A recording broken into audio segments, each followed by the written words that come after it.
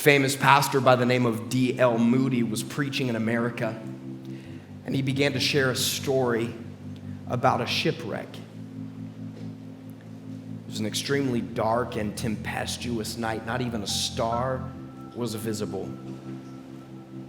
A ship was approaching the harbor of Cleveland with a pilot on board.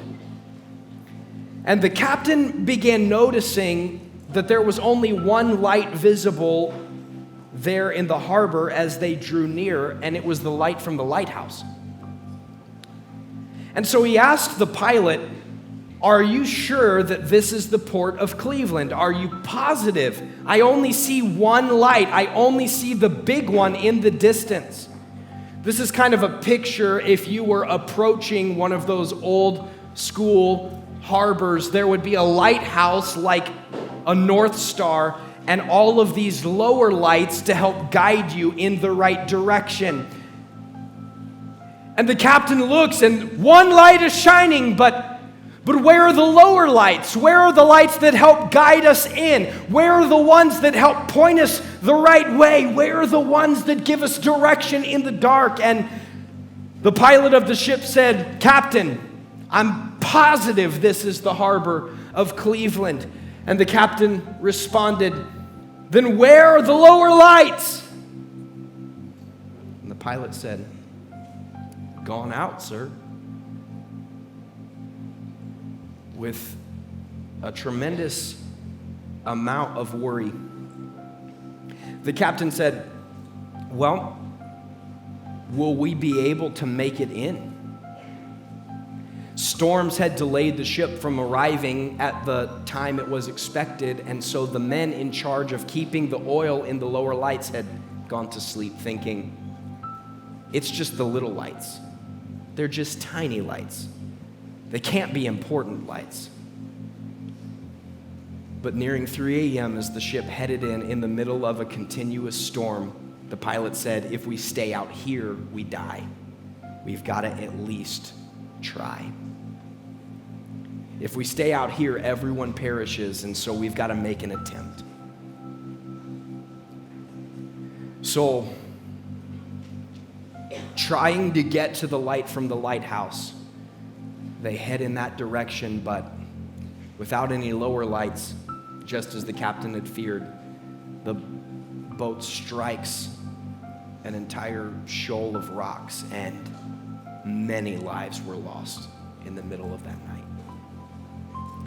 As Spurgeon was preaching, there was a man sitting in the audience. His name was Philip Bliss. And Philip was used to stories like this because he had sent his wife and daughters on a boat, much like that one, over to England, and he was going to join them later. But a storm had arisen in the middle of the ocean, and many died. So when his wife made it to land, she sent a telegram back home to her husband Philip with 2 words: "Saved alone." Philip Bliss got on a boat and headed toward his wife, having lost the lives of his 3 precious daughters. He asked the captain, "Would you stop the boat right at the place where my daughters drowned?"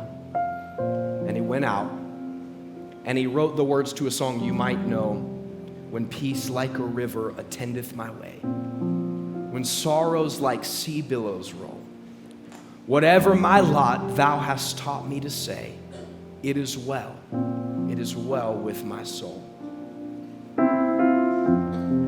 Philip dedicated his life to being a light in spite of the tragic darkness that wanted to overshadow his family. And listening to the story of that preacher that night, he penned these words that are so important, and I want us to think about them for a moment. Listen to it. Brightly beams our Father's mercy, from his lighthouse evermore. But to us he gives the keeping of the lights along the shore. Let the lower lights be burning, send a gleam across the wave. Some poor fainting, struggling sailor you may rescue, you may save. It became a hymn that is in all of our hymn books if your church still has those. Every single verse is important, so if you kind of catch the tune, sing it and pay attention to these words. Dark the night of sin has settled, loud the angry billows roar. Eager eyes are watching, longing for the lights along the shore. Let the lower lights be burning, send a gleam across the wave. Some poor fainting, struggling sailor you may rescue, you may save. Trim your feeble lamp, my brother. Some poor seaman tempest tossed, trying now to make the harbor, in the darkness will be lost. Let the lower lights be burning, send a gleam across the wave. Some poor fainting, struggling sailor you may rescue, you may save. That night, Spurgeon said something that was powerful.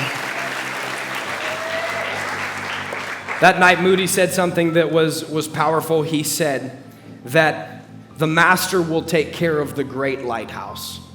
Let us keep the lower lights burning. Oh, my friend. No man lights a lamp and puts it under a basket, but on a stand, and it gives light to all that are in the house. The light, the lighthouse, that's Jesus. That's God. That's his word. You and I, the lower lights, the ones helping guide lost souls in the dark towards safety that can only be found in the harbor of salvation.